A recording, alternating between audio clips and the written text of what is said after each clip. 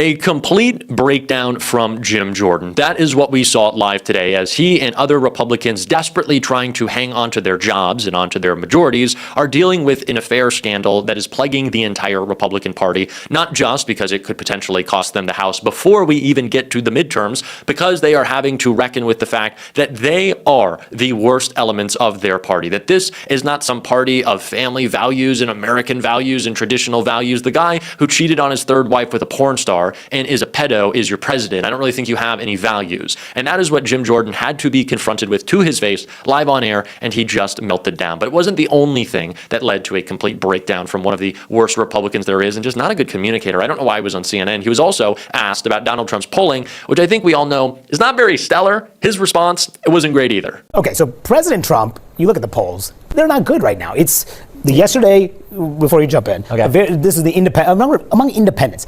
26% of independents approve of Trump's handling of his job right now. He's now going to have the biggest audience that he'll have up until the midterms. Yeah. But how concerned are you about the president's standing among independents right now? Well, there's plenty of time to change that, and I think tonight's speech, the president's going to do what I think you have to do in all campaigns. He's going to tell them what we've accomplished.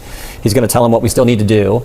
And I think, frankly, he's going to remind the 30 million or so Americans who watch us that, you know, the left is crazy. Every policy position they take is truly crazy. He's going to say the left is crazy? I think he's going to give examples of all that. I mean, it's... So if you think Jim Jordan has nothing of substance to say about Donald Trump's bad polling, just wait until we get to him being asked about this affair scandal, because it's not a whole lot better from old Jimmy Jordan. But to say that, oh, we got time, we're going to work on it, that's not right, quite frankly, the polls are fake and you're fake, is not really the great response that you want. And we saw a lot of this, funny enough, or I guess not funny given the circumstances, at the end of the Biden presidency. Now, the economy was improving. It wasn't collapsing because of idiotic tariffs, but it wasn't improving enough. We were in the middle of an affordability crisis. Everyone in America was feeling it. Now, it wasn't because of immigrants. It was because of private equity and greedy, business owners running up prices because giant corporations just need a little bit more money now, don't they? They can never have enough. But people did not like the fact that Democrats and the Democratic establishment told them that everything was fine. And that is now the same playbook that we're seeing the right run. And speaking of run, when Mike Johnson was asked about the affair scandal that ultimately had Jim Jordan breaking down, he did the exact same thing, ran from the question. His response is what we need before Jim. So let's take a look at, scared little Mike.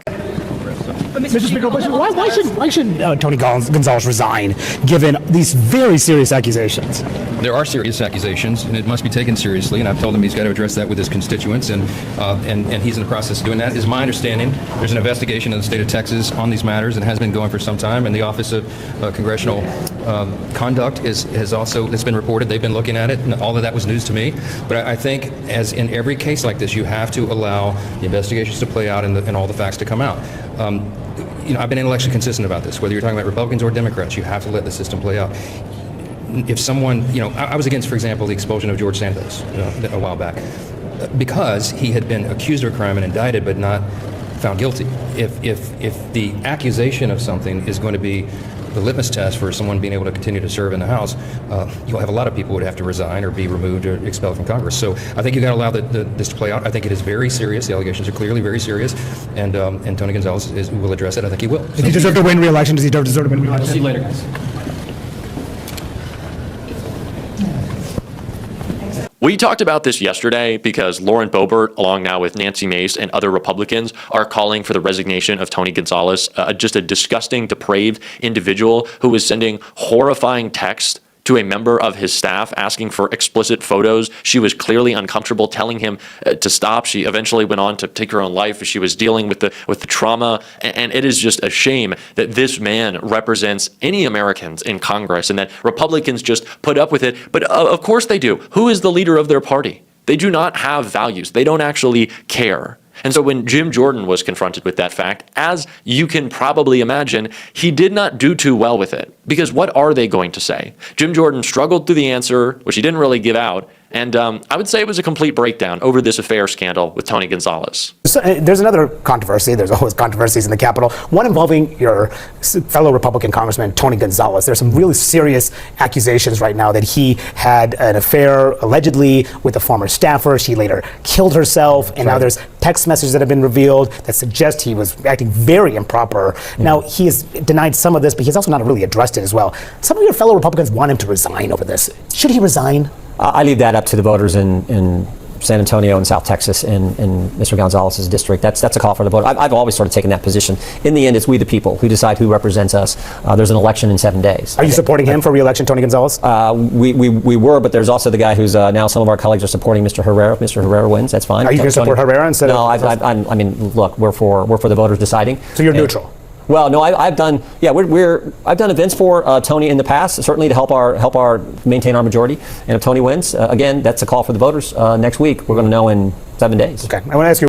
Hey, first of all, Jimmy boy, that's not an answer. Saying, well, we did support him, and I did some events, and maybe we, don't ask me. There's another guy running. I don't really get into this stuff. You do get into this stuff, Jim. You are in leadership in the House Republican Conference. You tried to be Speaker, and they didn't like your ass. Also, because you're a pedo protector, that's one thing. Before it was Donald Trump, who was the pedo that they were protecting. Jim Jordan has been doing that throughout his entire life. But of course, he can't answer. And of course, he breaks down and melts down because he doesn't want to admit what's true, which is Republicans do not give a shit about protecting women.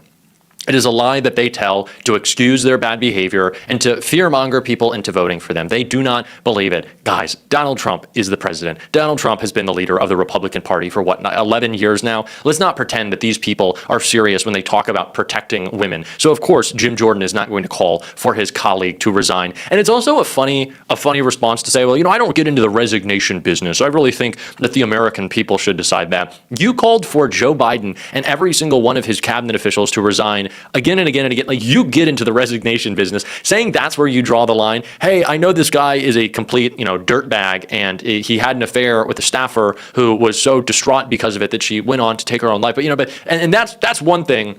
But y'all, I don't do this resignation talk. That's my line in the sand. Abusive behavior.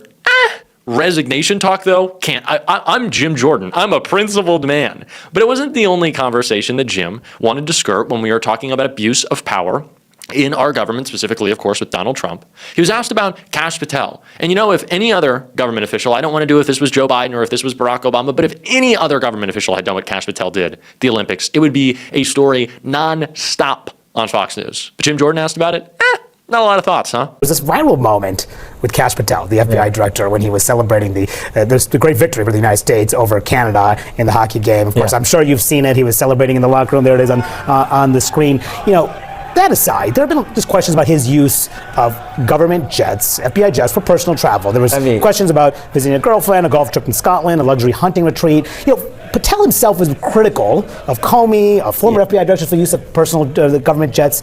Should your committee look into his use of federal jets for personal issues? Mano, this was as all-American apple pie moment as possible. I'm talking about all this, though. The American men's team, the American women's team played unbelievable hockey. No one doubts that. No one doubts it. It was a great game. Did you see Jack Hughes' interview? Jack Hughes, he said, "I'm so proud to be an American. I'm proud of my team." It was as apple pie as it gets. And you guys are going to talk about Kash. No, I'm talking about his use of government resources to do personal things. Which I'm sure you got to be concerned of, because Kash Patel, I just want to say, when he said about Chris Wray, he said back in 2023, I'm just saying Chris Wray doesn't need a government-funded G5 jet to go to vacation. Maybe we ground that plane. $15,000 every time it takes off. I think on this specific trip, he's probably, he's celebrating with the American team because it's a great American moment. Unbelievable American moment. But I think he was over there because of security, looking at security. We got the Olympics coming to LA. Donald Trump and everyone in this administration really has a fantastic talent for fucking up anything that was previously fun.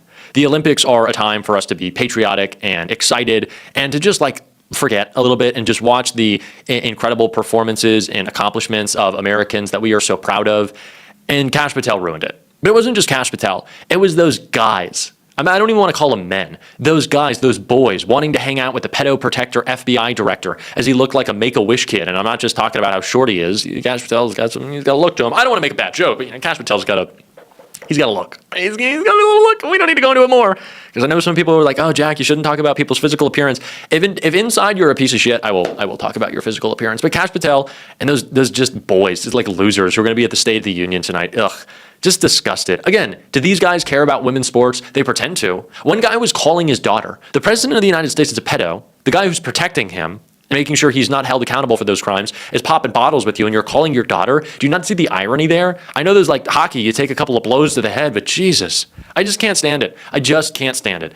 and neither could Jim Jordan when, again, he got continually pressed on the failures of Donald Trump and continued to break down on air. You know what, wait, before, let me jump in, because he also said he was going to reduce prices on day one while in office. And just as his own data from his own government says that the rate of price increases for all food up 3%, up meat, poultry, fish, and eggs up 2%, all the way down the list. A number of items.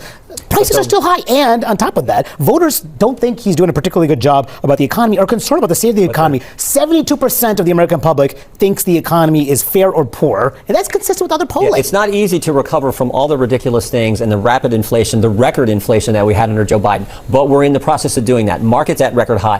2 quarters ago, should he acknowledge the pain that Americans are feeling? 4.4% growth. We want to bring down prices. Jim, the economy is shit. That was the answer. It's not strong. It's not good. It's not coming around. We're not 2 weeks away. It's terrible. And there is no other explanation you can give, no matter how hard you try to lie your way out of this one.